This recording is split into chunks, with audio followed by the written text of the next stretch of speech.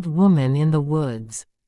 A poor servant girl was once traveling with the family with which she was in service, through a great forest, and when they were in the midst of it, robbers came out of the thicket, and murdered all they found. All perished together except the girl, who had jumped out of the carriage in a fright, and hidden herself behind a tree. When the robbers had gone away with their booty, she came out and beheld the great disaster. Then she began to weep bitterly, and said, "What can a poor girl like me do now? I do not know how to get out of the forest. No human being lives in it, so I must certainly starve." She walked about and looked for a road, but could find none.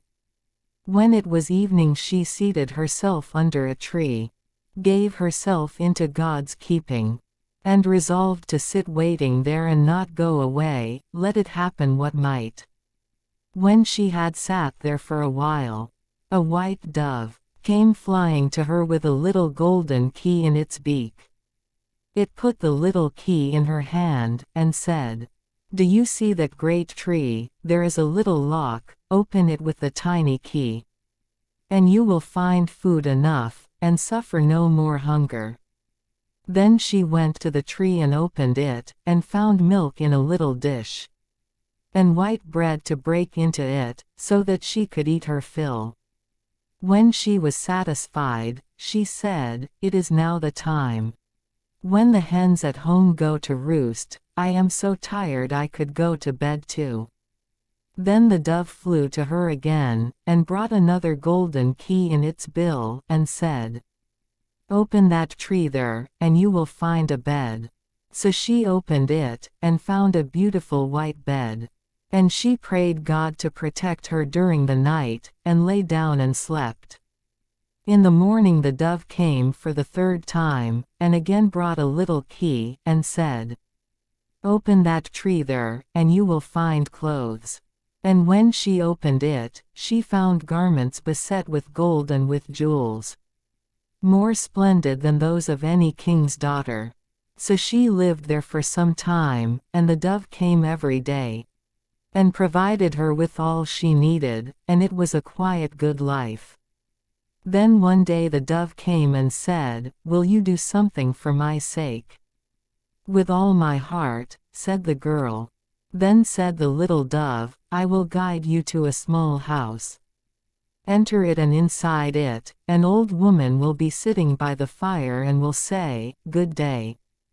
But on your life give her no answer, let her do what she will, but pass by her on the right side.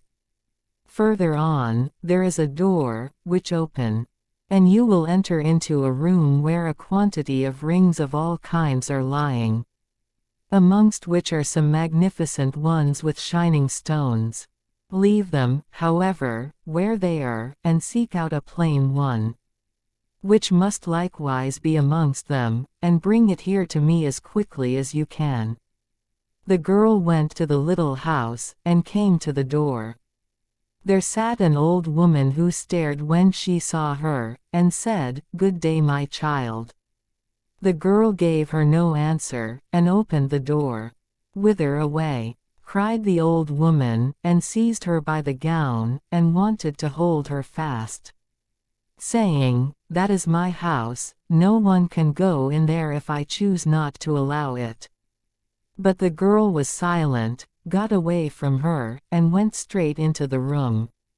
Now there lay on the table an enormous quantity of rings, which gleamed and glittered before her eyes. She turned them over and looked for the plain one, but could not find it. While she was seeking, she saw the old woman, and how she was stealing away, and wanting to go off with a bird cage which she had in her hand. So she went after her and took the cage out of her hand. And when she raised it up and looked into it, a bird was inside which had the plain ring in its bill. Then she took the ring, and ran quite joyously home with it, and thought the little white dove would come and get the ring, but it did not. Then she leant against a tree, determined to wait for the dove. As she thus stood, it seemed just as if the tree was soft and pliant, and was letting its branches down. And suddenly the branches twined around her, and were two arms. And when she looked around, the tree was a handsome man, who embraced and kissed her heartily, and said, "You have delivered me from the power of the old woman, who is a wicked witch. She had changed me into a tree, and every day for 2 hours I was a white dove."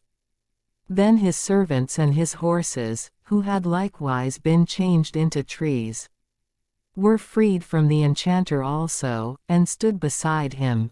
And he led them forth to his kingdom, for he was a king's son, and they married, and lived happily.